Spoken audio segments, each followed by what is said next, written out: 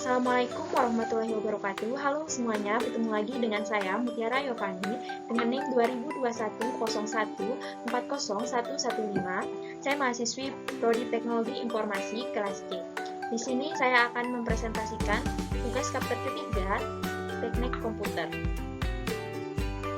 Materi yang akan saya bahas pada kali ini, yang pertama ada item pada UEFI BIOS, kedua penjelasan tentang UEFI BIOS, ketiga fungsi POS, keempat keamanan yang dapat diatur pada UEFI BIOS, kelima dampak workflow, keenam konsep RAID serta kelebihan dan kekurangannya. Yang pertama, menu pada UEFI BIOS. Jadi yang menu pertama yaitu tab main. Bisa kita lihat di sini tab main yang pertama. Di dalam tab main ini akan ditampilkan mengenai BIOS information serta informasi dari prosesor dan memori yang digunakan pada komputer. Pada tab main, kita juga dapat mengatur bahasa yang digunakan pada UEFI. Untuk defaultnya adalah English dan mengatur tanggal, bulan, tahun, serta jam yang sesuai. Yang berbeda pada menu main adalah kita dapat mengaktifkan security password untuk keamanan dari UEFI dan komputer kita. Jika pada BIOS biasanya terletak pada menu sendiri, tetapi pada UEFI memberikan pada halaman awal. Jadi bisa kita lihat submenu yang ada pada tab main ini ada BIOS information, model name, version, bullet date, processor information, branch string, frequency, number of processor, order revision, DT info, ada memory reservation, ada IG BIOS version, ada total memory, memory frequency, VCH information, name, VCH SKU, TP, MEVW version, system language, system date, system time, access level, and security. Jadi itu submenu yang ada pada tab main. Yang kedua ada tab advanced. Di dalam menu advanced ini terdapat beberapa menu yang dapat kita gunakan untuk mengatur setting dari UEFI dengan mengatur yang lebih kompleks. Selain itu, dengan submenu yang ada pada menu advanced ini, kita dapat menonaktifkan beberapa fitur dan perangkat yang mungkin tidak kita gunakan, sehingga dapat mempercepat proses kerja dari komputer dan meringankan beban dari hardware yang digunakan. Beberapa submenu yang ada pada menu advanced yaitu seperti yang kita lihat pada gambar ini. Yang pertama ada Trusted Computer, terus ada Platform Configuration, selanjutnya System Agent atau configuration, ada SATA configuration, ada network stack configuration, onboard device configuration, ATM configuration, CPU configuration, dan USB configuration. Jadi itu submenu yang ada pada tab advice. Selanjutnya pada tab monitor atau menu yang ketiga. Di dalam menu monitor ini dapat menampilkan suhu sistem atau status daya. Selain itu, penulis dapat mengatur batas putaran dari kipas prosesor, sehingga penulis dapat memperpanjang umur kipas sekaligus menjaga suhu dari prosesor, supaya tetap stabil agar kemampuan dari komputer juga stabil. Menu-menu atau submenu yang ada pada tab monitor yaitu ada CPU temperatur, ada CPU fan speed, ada cache fan speed, ada CPU core voltage, ada 3.3 voltage, ada 5 voltage, ada 20 voltage, ada CPU key fan control, ada CPU fan speed lower limit, ada cache fan control, ada cache fan speed low limit. Jadi itu submenu yang ada pada tab monitor. Menu selanjutnya yaitu boot. Di dalam menu boot ini penulis dapat mengatur tampilan apa saja yang akan penulis munculkan pada saat layar komputer pertama kali dinyalakan. Pada submenu boot terdiri dari ada boot configuration, fast boot, serta support, support, USB support, network stack driver support, next boot after AC power loss, new boot option police, ada boot logo display, post delay time, backup non-work state, ada white for one if error, option room message, ada trap response, ada compatibility support module, ada secure boot, ada boot option prioritas yaitu boot option 1, boot option 2, boot option 3, ada CD or DVD ROM drive BBC prioritas, hard drive BBS prioritas. Jadi itu submenu yang ada pada tab boot.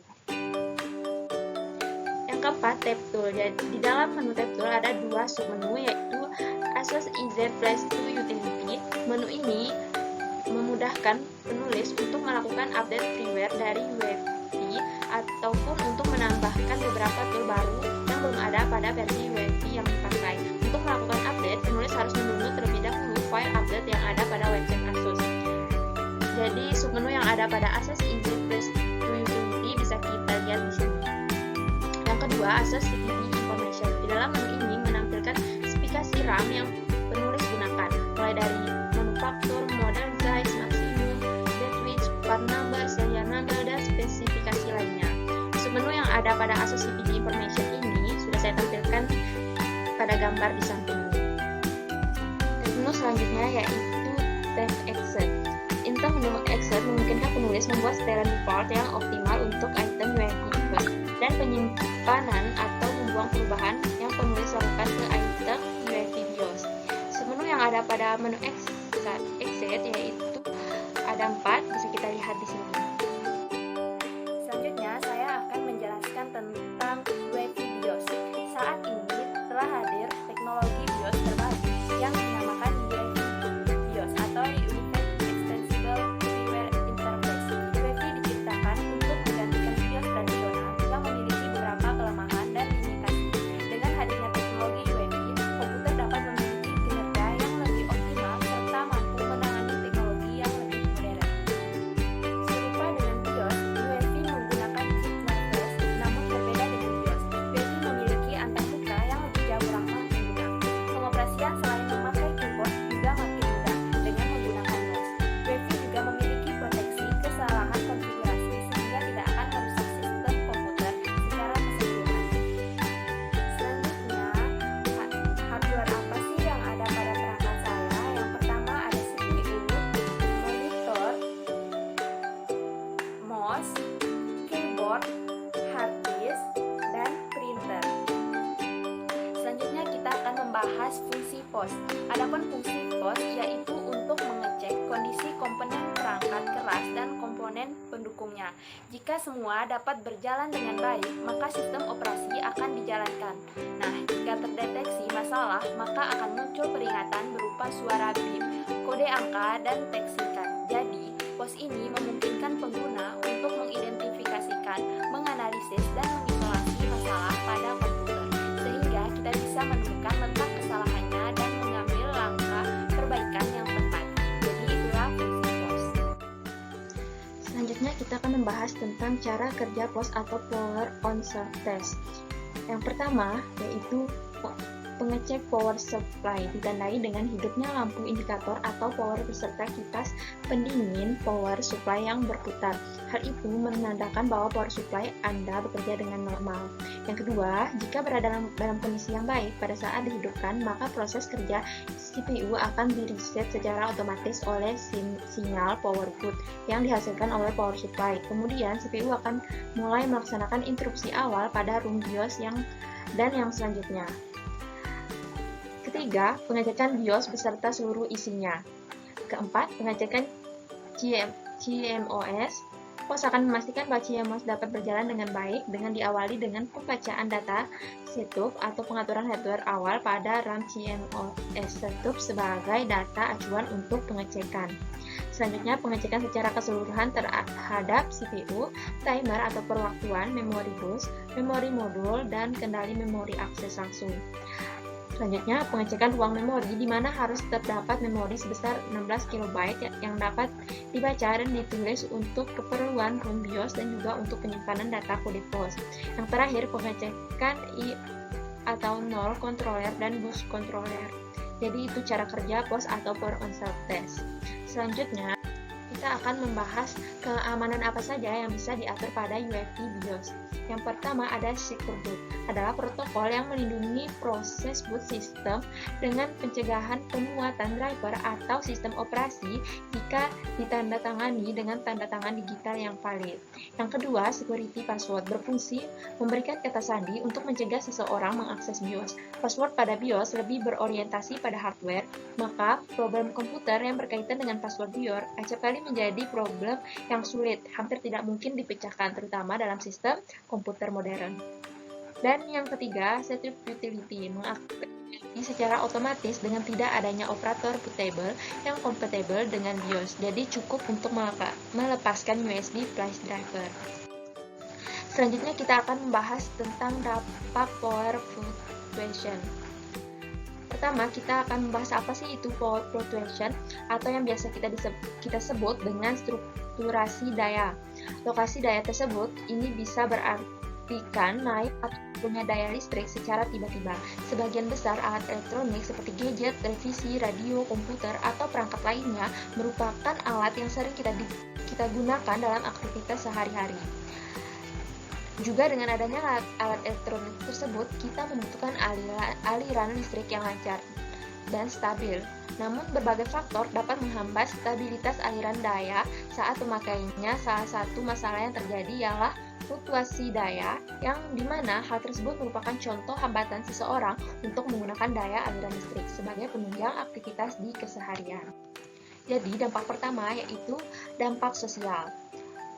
Power fluctuation memberikan dampak besar sebab proyek pembangunan energi terbaru bisa meningkatkan lapangan kerja, menguntungkan supplier material, dan menghidupkan perekonomian secara kebersamaan. Di sisi lain, pemanfaatan energi terbaru juga dapat memberikan dampak yang baik dalam jangka panjang karena tergolong lebih efisien dalam segi biaya. Hanya saja, mewujudkan konselor yang terbaru diperlukan investasi yang tidak sedikit, dan hal ini sering membuat pengembangan energi terbaru menjadi lambat. Dampak selanjutnya yaitu dampak pada ekonomi. Dampak besar sebab proyek pembangunan energi terbaru bisa meningkatkan lapangan kerja, menguntungkan suplai material, dan menghidupkan perekonomian secara kebersamaan. Di sisi lain, pemanfaatan energi terbaru juga dapat memberikan dampak yang baik dalam jangka panjang karena tergolong lebih efisien dalam segi biaya. Hanya saja mewujudkan konselor yang terbaru diperlukan investasi yang tidak sedikit. Sama dengan halnya dampak sosial. Dampak selanjutnya yaitu pada lingkungan, yaitu beberapa energi seperti cahaya, matahari, angin, dan air cenderung ramah lingkungan dan dapat mengurangi populasi berupa gas karbon dioksida yaitu gas CO2 pada area sekitar pembangkit. Meskipun demikian, untuk meningkatkan kemampuannya, biasa penyimpanan menggunakan baterai pada solar PV, limbah baterai yang sudah tidak terpakai berkontraksi potensi untuk menjadi pencemaran limbah B3. Dampak terakhir yaitu pada jaringan. Dalam memanfaatkan energi terbaru diperlukan jaringan yang berbeda dibandingkan pemanfaatan energi konvensional, sebab energi terbaru seperti tenaga surya, air, dan angin tergolong tidak stabil dalam hal pasokan. Mengingat pasokan energi bergantung pada iklim dan cuaca, namun biasanya tenaga surya maupun angin berada di luar jaringan atau off-grid, sehingga untuk pemanfaatan maksimal dibutuhkan pembangunan jaringan yang berpotensi meningkatkan biaya. Jadi itu dampak power fluctuation. Selanjutnya kita akan membahas pengertian RAID dan konsep RAID. RAID atau Redundant Array of Independent Disk atau dalam bahasa Indonesia penyimpanan data redundan, yaitu sebuah teknologi dalam penyimpanan data yang digunakan untuk meminimalkan kesalahan pada saat penyimpanan dan pembacaan data dengan menggunakan redundansi atau biasanya disebut dengan penumpukan data. Dengan menggunakan perangkat lunak atau menggunakan hard disk, yaitu hard disk sendiri, pola RAID terdiri atas 6 level dan dari level 0 sampai level 5. Level ini tidak mengartikan hubungan hierarki atau urutan tingkat, namun penandaan arsitektur rancangan yang berbeda yang mempunyai 3 karakteristik umum. Yang pertama, yaitu RAID merupakan sekumpulan disk drive yang dianggap oleh sistem operasi sebagai sebuah drive logikal tunggal. Yang kedua, data distribusi atau disalurkan ke drive fisik. Yang ketiga, kapasitas redundant disk digunakan untuk menyimpan informasi paritas atau penggunaan sandi yang menjamin pemulihan data ketika terjadi kegagalan disk. Teknik penyimpanan RAID yang pertama ada stripping. yaitu memisahkan aliran data menjadi blok-blok dengan ukuran tertentu, disebut block size. Kemudian, menulis blok-blok ini melintasi write satu per satu. Cara penyimpanan data ini mempengaruhi kinerja. Yang kedua, mirroring, teknik penyimpanan di mana salinan data yang identik disimpan pada anggota write secara bersamaan. Jenis penempatan data ini mempengaruhi toleransi kesalahan serta kinerja. Dan yang ketiga, ada setup utility, adalah teknik penyimpanan yang digunakan metode stripping dan checksum.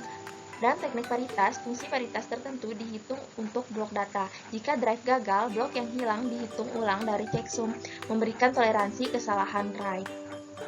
Selanjutnya kita akan membahas level-level dalam write. Yang pertama, level write 0 atau dalam stripping. Kelebihannya sudah saya sebutkan di sini. Yang pertama, write 0 menawarkan performa write dan write yang luar biasa. Tidak ada overhead yang disebabkan oleh kontrol paritas. Yang kedua, semua kapasitas penyimpanan digunakan, tidak ada overhead. Yang ketiga, teknologi ini mudah diterapkan. Dia juga memiliki kelemahan, yaitu write 0 tidak toleran terhadap kesalahan. Jika satu hard disk gagal, semua data dalam array write 0 hilang. Seharusnya tidak digunakan untuk sistem yang kritis. Jadi ini contoh gambar write 0 stripping. Next, write level 1 atau mirroring. Kelebihannya menawarkan kecepatan baca yang sangat baik dan kecepatan tulis yang sebanding dengan satu hard disk. Kedua, dalam hal hard disk rusak, data tidak harus diperbaiki manual. Sistem secara otomatis merecovery data dari hard disk cadangan. Yang ketiga, write 1 adalah teknologi yang sangat sederhana. Dia juga memiliki kekurangan, yaitu kerugian utamanya adalah kapasitas penyimpanan yang efektif hanya setengah dari kapasitas total hard disk, karena semua data ditulis 2 kali.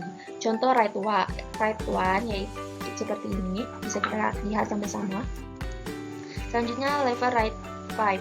Kelebihannya, proses baca data sangat cepat, tetapi ketika menulis data agak lambat.